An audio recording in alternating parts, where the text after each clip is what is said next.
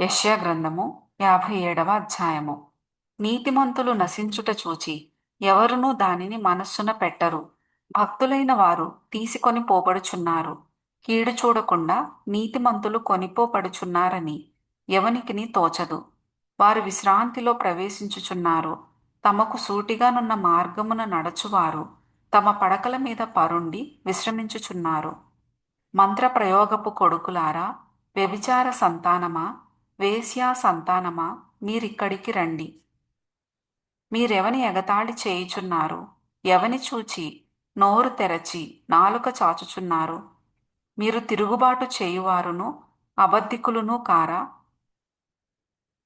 మస్తచ వృక్షములను చూచి పచ్చని ప్రతి చెట్టు క్రిందను కామము రేపుకొను వారలారా, లోయలలో రాతి సందుల క్రింద పిల్లలను చంపువారలారా, నీ భాగ్యము లోయలోని రాళ్లలోనే ఉన్నది. అవియే నీకు భాగ్యము. వాటికే పానీయార్పణము చేయుచున్నావు. వాటికే నైవేద్యము నర్పించుచున్నావు.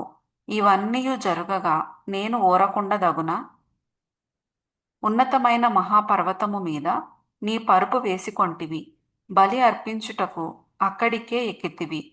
తలుపు వెనుకను ద్వారబంధము వెనుకను నీ జ్ఞాపక చిహ్నము ఉంచితివి.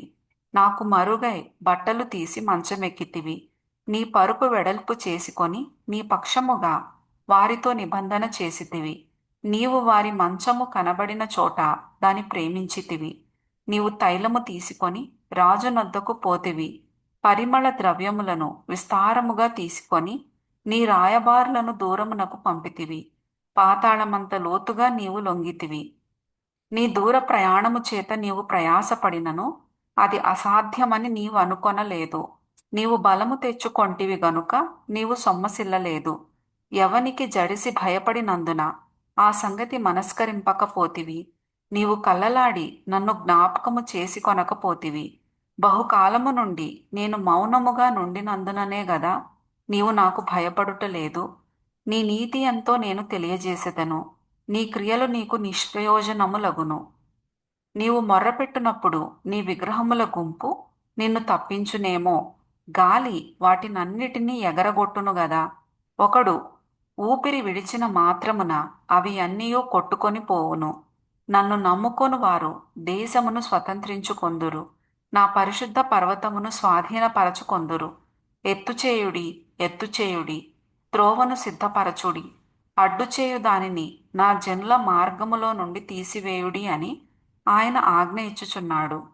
మహాఘనుడును మహోన్నతుడును పరిశుద్ధుడును నిత్య నివాసియునైనవాడు ఈలాగు సెలవిచ్చుచున్నాడు. నేను మహోన్నతమైన పరిశుద్ధ స్థలములో నివసించువాడను. ఆయనను వినయము గలవారి ప్రాణమును ఉజ్జీవింపజేయుటకును, నలిగిన వారి ప్రాణమును ఉజ్జీవింపచేయుటకును, వినయము గలవారి యొద్దను దీన మనస్సు గలవారి యొద్దను నివసించుచున్నాను. నేను నిత్యము పోరాడువాడను కాను, ఎల్లప్పుడూ కోపించువాడను కాను. అలాగుండిన ఎడల నా మూలముగా జీవాత్మ క్షీణించును. నేను పుట్టించిన నరులు క్షీణించిపోవుదురు. వారి లోభము వలన కలిగిన దోషమును బట్టి నేను ఆగ్రహపడి వారిని కొట్టితిని. నేను నా ముఖము మరుగు చేసుకొని కోపించితిని. వారు తిరుగబడి తమకిష్టమైన మార్గమున నడుచుచూ వచ్చిరి. నేను వారి ప్రవర్తనను చూచితిని. వారిని స్వస్థపరచుదును, వారిని నడిపింతును, వారిలో దుఃఖించు వారిని ఓదార్చుదును. వారిలో కృతజ్ఞతాబుద్ధి పుట్టించుచు దూరస్థులకును సమీపస్థులకును సమాధానము సమాధానమని చెప్పి నేనే వారిని స్వస్థపరచదనని యెహోవా సెలవిచ్చుచున్నాడు.